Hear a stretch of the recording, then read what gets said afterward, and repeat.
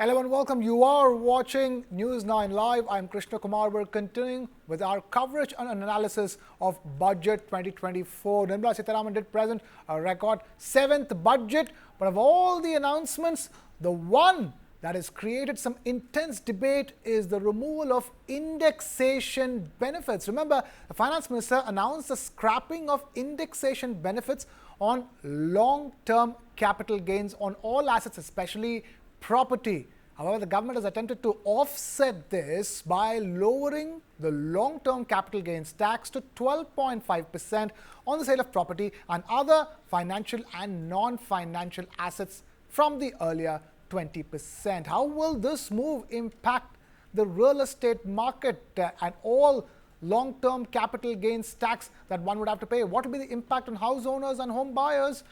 To understand that, we have some very special guests joining us. We have Mr. G Hari Babu, National President of NAREDCO, National Real Estate Development Council, joining us. Thank you, Mr. Hari Babu, for taking time out to be with us.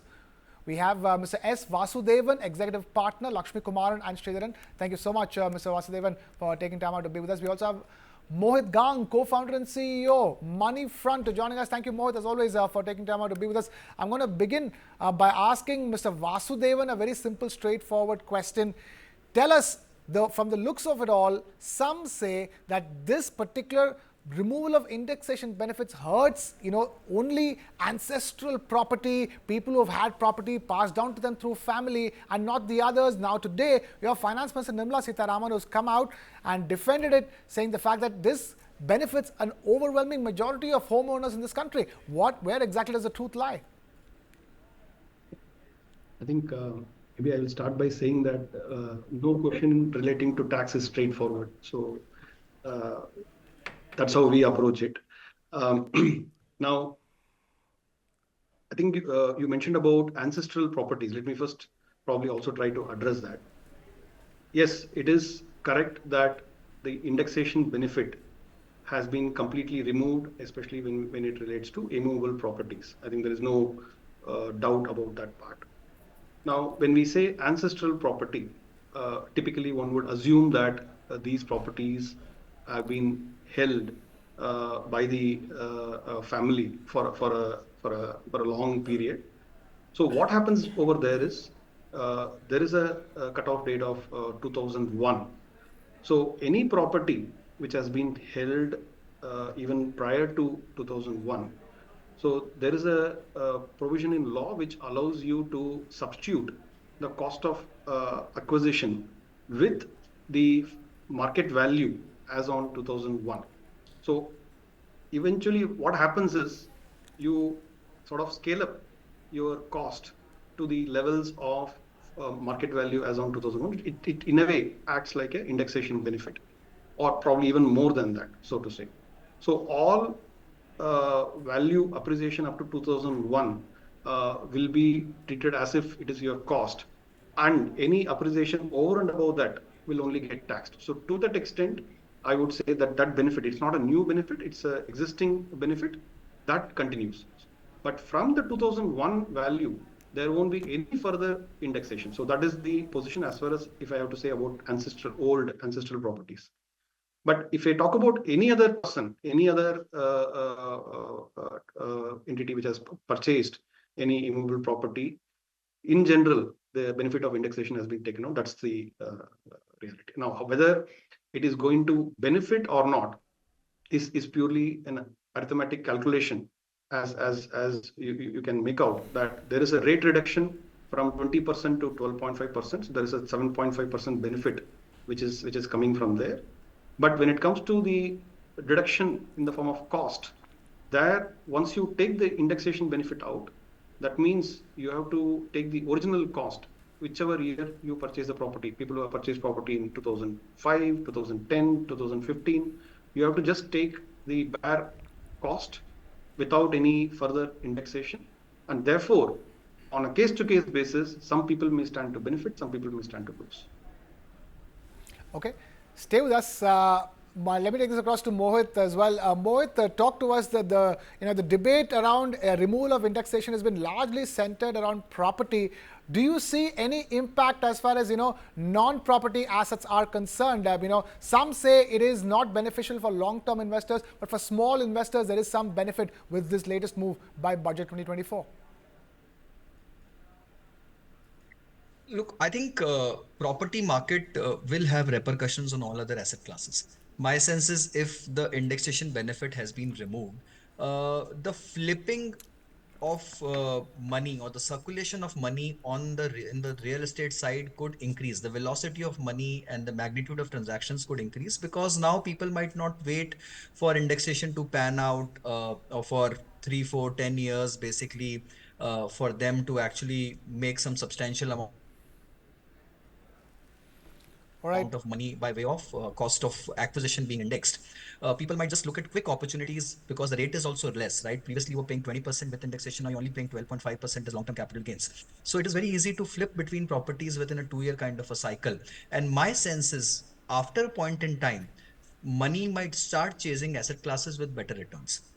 Right, the money will move fast in circulation. The smart investors will move between asset classes because holding gold, holding real estate, and holding equities has been made neutral now. Everything is taxed at 12.5%, barring the holding period. For real estate and gold still remains at 2 years. For equities, it is 1 year.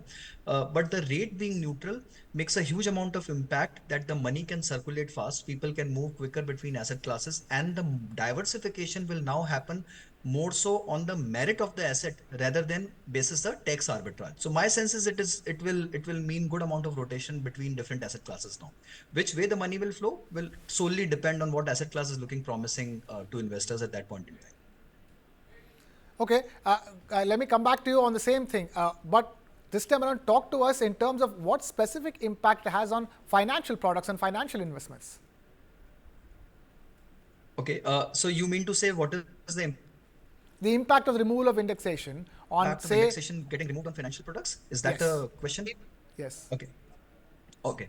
Okay. So look, I think indexation was already removed from debt mutual funds last financial year, last budget. So obviously they were out of indexation zone. Gold was something where you had indexation benefit available to investors, and now because that is also out of indexation, I think gold also loses a lot of sheen and luster just because of that simple reason. Because gold was always considered a hedge against inflation.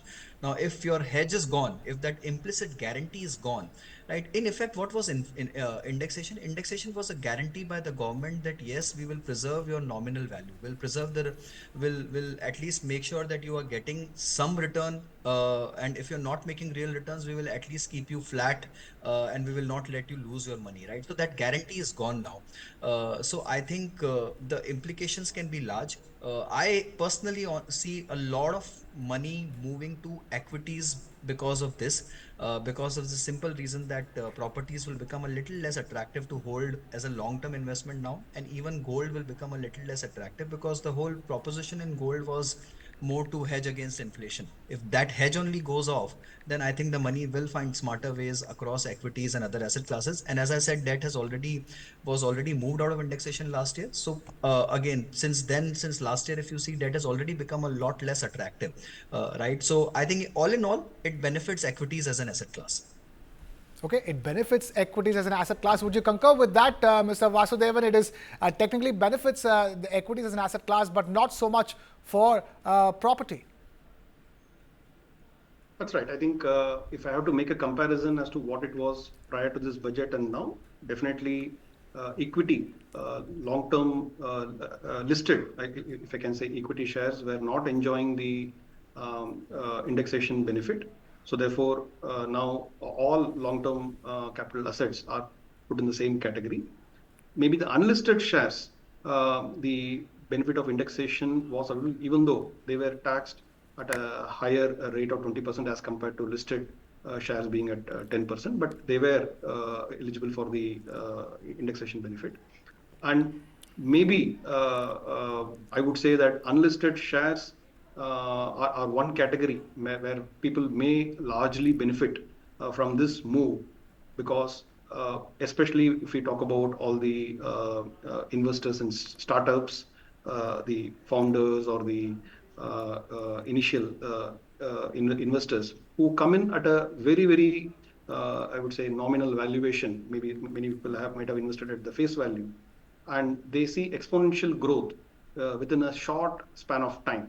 So those were the cases where hardly they were getting any deduction on account of the cost of acquisition. Even if you index it, it was not really translating to something substantial.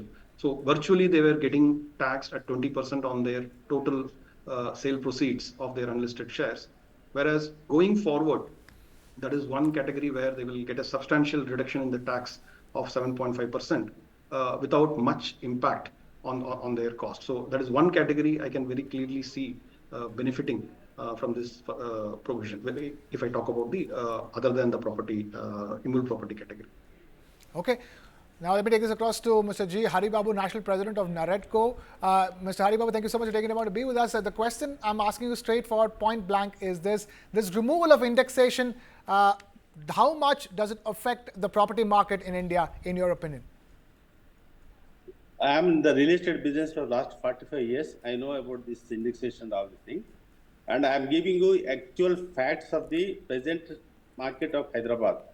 In 2001 prices, based on the 2001 prices, a western part of Hyderabad, I am giving the actual figure.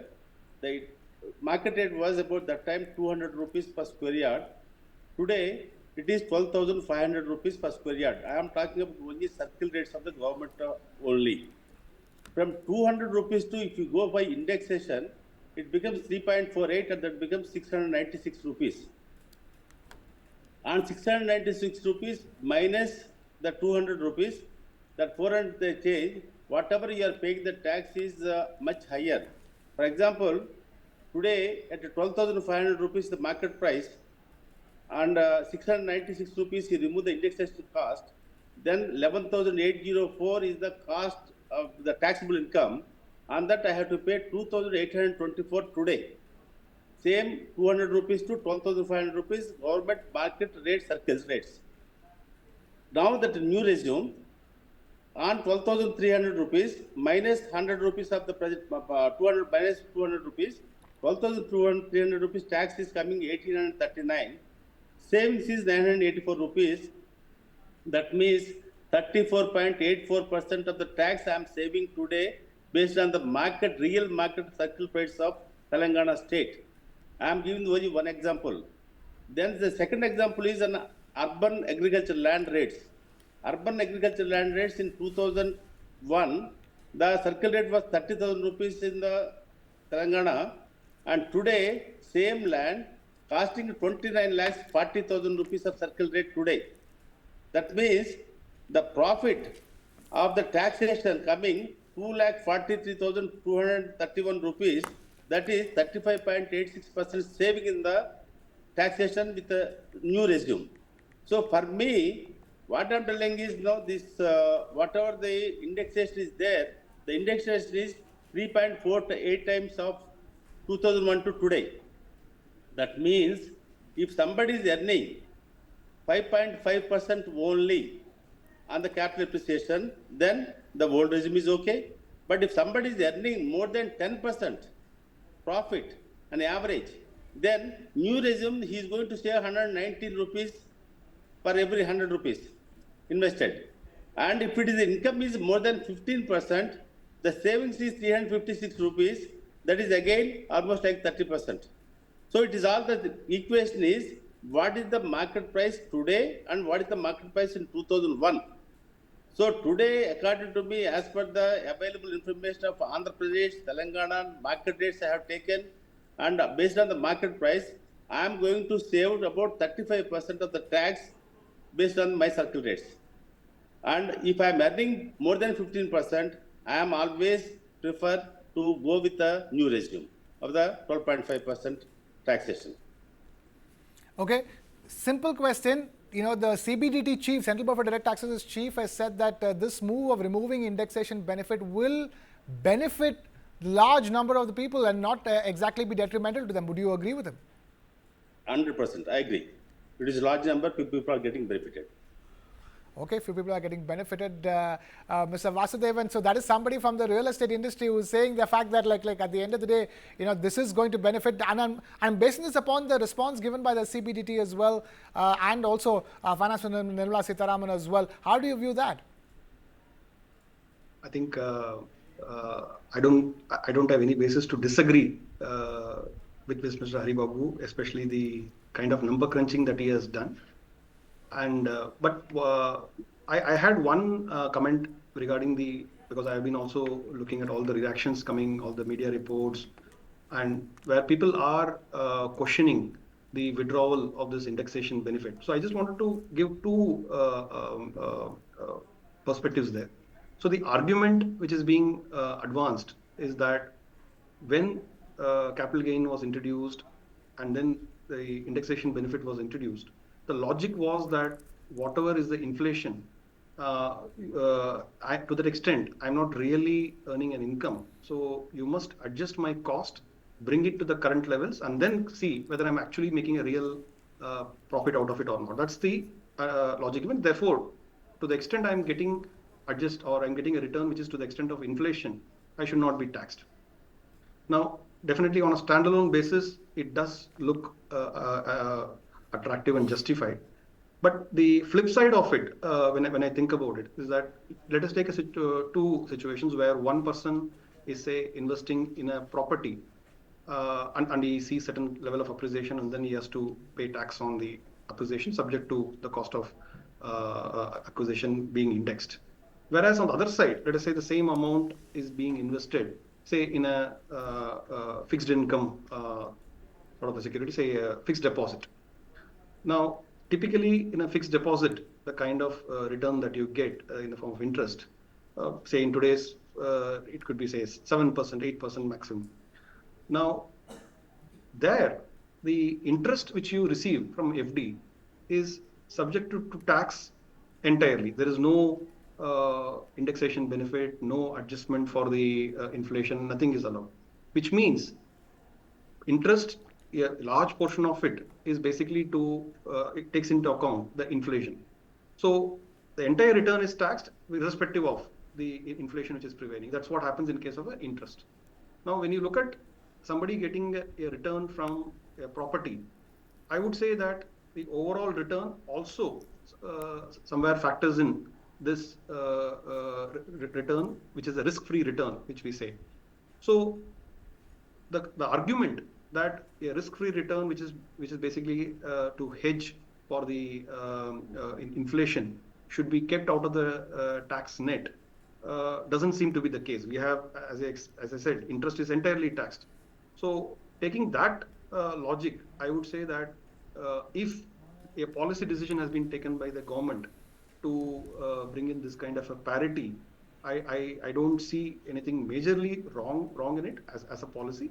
I think the debate can go on about the overall sentiment in the market. But I think that there can be a good argument in favor of removing this benefit. Okay, the debate can go on. Mohit, a quick question to you. Some are even saying that the government might be thinking of rolling this entire thing back. Do you think that's a possibility at all? Look, there's always a possibility of rolling things back given the magnitude of protests which we can see in this country. But my sense is I concur with both the panelists out here.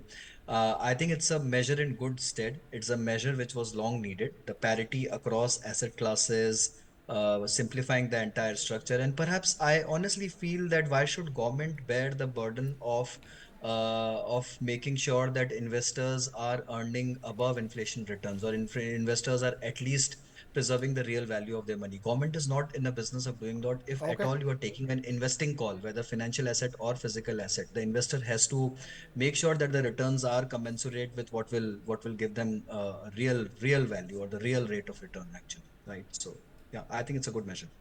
Okay. Mohit Gang of Moneyfront, thank you so much for taking time out to be with us. Mr. Vasudevan, Executive Partner, Lakshmikumaran Sridharan, thank you so much for taking time out to be with us. And of course, Mr. G Hari Babu, National President, NAREDCO, thank you for being a part of the show. And with that, we've completely run out of time here. Thank you so much for watching. This is Krishnakumar signing off.